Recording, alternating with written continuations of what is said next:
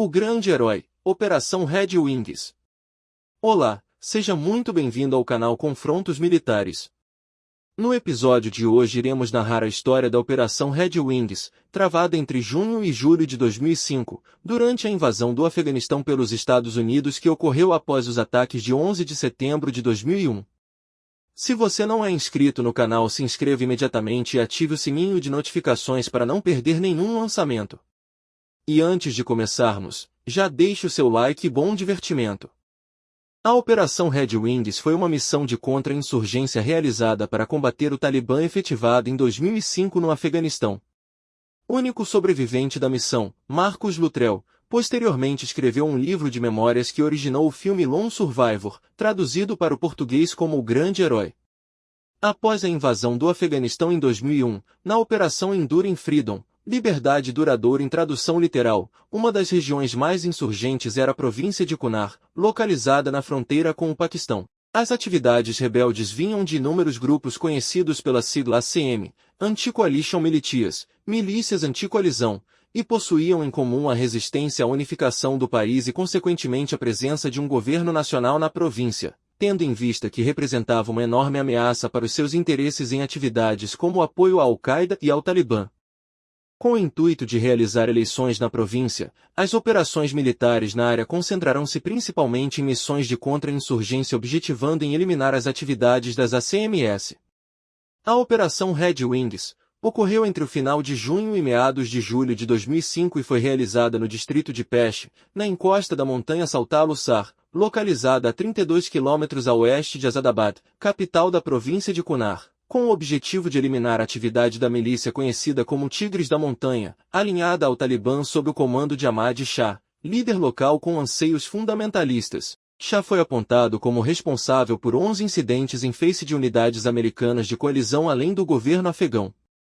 Por intermédio de informações obtidas pela inteligência americana, incluindo imagens captadas por drones, constatou-se que o grupo de Shah era composto entre 50 e 100 soldados e ainda que sua base de operações ficava próxima à vila de Chichal, no alto da montanha Salta-Lusar, no Vale do Korangal.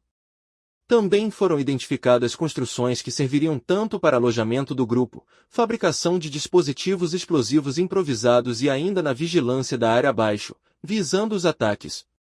Por fim, soube-se também que Shah estaria no local até o final de junho.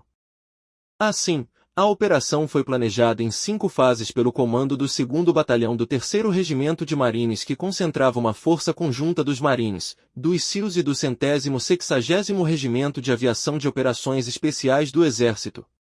A primeira fase foi a de modelagem, ou seja, uma equipe de reconhecimento dos SEALs seria introduzida na região das estruturas suspeitas, para observar e identificar Shah e seus homens e direcionar a equipe da fase 2. A segunda fase foi a efetivação sobre o objetivo, sendo que a equipe dos SEALs inserida na área seria seguida de perto por equipes dos Marines, com o propósito de capturar ou matar Shah e seus homens. A terceira fase, denominada de cordão externo, incluía os Marines, juntamente com homens do Exército Nacional Afegão, a realizar uma varredura na região em busca de outros rebeldes suspeitos. Já na fase 4 era para a segurança e estabilização, onde os Marines, o Exército Nacional Afegão e a Marinha dos Estados Unidos promoveriam cuidados médicos para a população local e definiriam as carências locais, como melhorias em estradas, hospitais e escolas. Por fim, a fase 5, que seria a exfiltração que, dependendo da atividade inimiga, os Marines permaneceriam na área por até um mês e depois deixariam o local.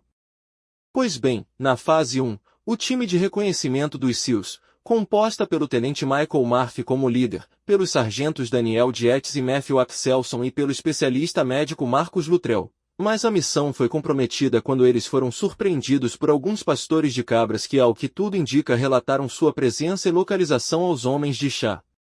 Luttrell, que observava a área com binóculos, foi surpreendido quando o primeiro pastor surgiu ao pular de um tronco acima dele. Logo após, outros 2 surgiram, acompanhados por cerca de 100 cabras. Eles afirmaram que não eram talibãs e, como estavam desarmados, pelas regras os SEALs não poderiam prejudicá-los. Isso causou um tremendo embaraço, pois se matassem os pastores, seriam ouvidos e consequentemente atrariam a atenção dos aldeões e dos homens de Shah, e ainda teriam que enfrentar a mídia com possíveis acusações de assassinato e até mesmo a prisão. Mas por outro lado, caso os deixassem ir, estariam arriscando que denunciassem sua presença a Shah. No exato momento, os SEALs tentaram comunicar-se com a base por rádio, mas sem sucesso e por fim, decidiram liberar os pastores. Mas tal decisão foi um tanto quanto fatídica, isso porque, algumas horas após a liberação dos pastores, os SEALs foram cercados por dezenas de combatentes do Talibã fortemente armados, iniciando um pesado tiroteio que durou algumas horas, com uma grande vantagem aos atacantes que encontravam-se em posição mais alta. Encurralados, os SEALs tiveram que recuar, lançando-se montanha abaixo. Luttrell conta em seu livro que caiu de cabeça enquanto despencava e ainda que com a forte queda, seus suprimentos, capacete e equipamentos foram extirpados. Os demais seguiram o mesmo caminho, colidindo com pedras. Luttrell quebrou as costelas. Murphy levou um tiro no estômago enquanto Dietz na mão. O tiroteio continuou, e Dietz levou outro tiro no pescoço. Foi lançado um RPG pelos insurgentes que explodiu em uma árvore ao lado de Luttrell, jogando o penhasco abaixo. Ele caiu semi-consciente e teve seu nariz quebrado. O tiroteio seguia. Luttrell conta que Dietz foi baleado novamente e que o arrastou tentando protegê-lo, mas infelizmente ele acabou morrendo em seus braços. Murphy e Axelson foram baleados no peito, e logo após Axelson foi atingido uma vez mais na cabeça. Murphy finalmente conseguiu sinal em seu telefone via satélite e entrou em contato com a Força de Reação Rápida em Asadabad. Quando desligou, 2 balas atingiram seu torso. Luttrell diz que viu 4 homens do Talibã dispararem várias vezes em Murphy. Luttrell correu em direção a Axelson, que se arrastou até uma rocha, mas uma granada lançada o atingiu e terminou de matá-lo, momento em que Luttrell foi arremessado para longe. Ele caiu de cabeça para baixo em um buraco e sua perna esquerda ficou completamente ensanguentada em decorrência dos estilhaços da granada. Os combatentes do Talibã, sem saber qual era sua localização exata, continuaram atirando até que, após alguns minutos desistiram. O Chinook.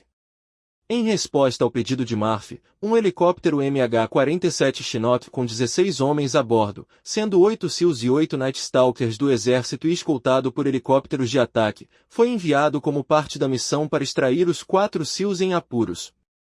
Os helicópteros de ataque, por serem mais pesados, reduziam a velocidade de avanço da formação, por isso o MH-47 seguiu à frente deles. Os 16 homens a bordo sabiam os riscos que corriam ao entrar numa área inimiga durante o dia sem escolta, mas cientes que seus companheiros estavam cercados e gravemente feridos, optaram por seguir diretamente para a área do conflito, na esperança de conseguirem aterrissar próximo ao combate.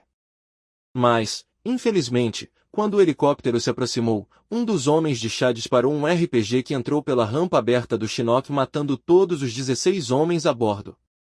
Luttrell salvo. Com a garganta cheia de terra e a língua seca, Luttrell andou e rastejou como pôde por algumas horas até que encontrou uma cachoeira onde conseguiu beber água, mas deparou-se novamente com um grupo de afegãos à sua frente. Momento em que ele pegou seu fuzil, liberou a trava de segurança, mas então baixou a arma, pois eles não eram talibãs, mostraram que estavam desarmados, deram-lhe água e cuidaram de seus ferimentos. Esses afegãos eram de uma tribo pasto e decidiram levá-lo até a sua aldeia, o abrigaram, alimentaram e protegeram, devido a seu código de honra Loka e Varkaval, uma tradição que diz que se deve proteger alguém em necessidade, independentemente de quem seja e ainda que lutariam até a morte para defendê-lo. Luttrell ficou na aldeia por 3 dias. Shah e seus homens foram à vila várias vezes exigindo que ele fosse entregue, mas os moradores se recusaram. Um dos aldeões levou um bilhete de Luttrell a um posto avançado das forças dos Estados Unidos que então puderam lançar uma operação de resgate e o removeram em 2 de julho. Conclusão. A ação resultou no maior número de mortos dos Estados Unidos em um único dia desde o início da Operação Enduring Freedom, e foi a maior perda de vidas de forças especiais navais americanas desde a Segunda Guerra Mundial.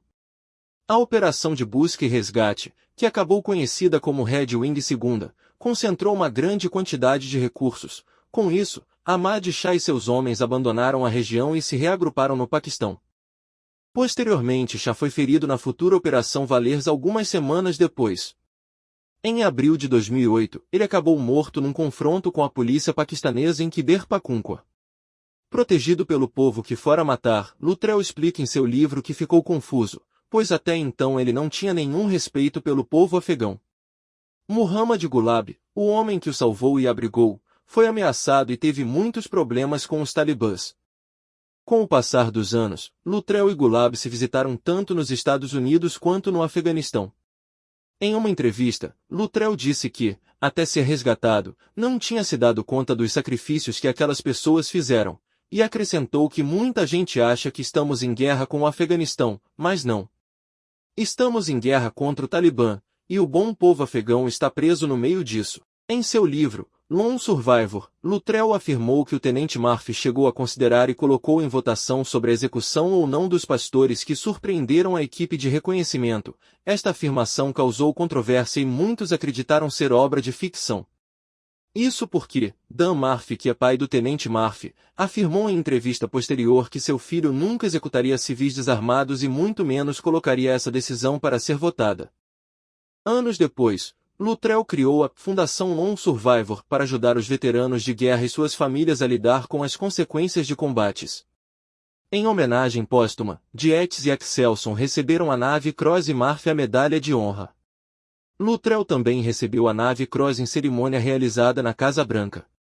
Em homenagem ao tenente Murphy, o destroyer classe Arleigh Burke, DDG-112, recebeu seu nome. O USS Michael Murphy foi batizado em 7 de maio de 2011, aniversário de nascimento do tenente, por sua mãe, Maureen Murphy. E aí?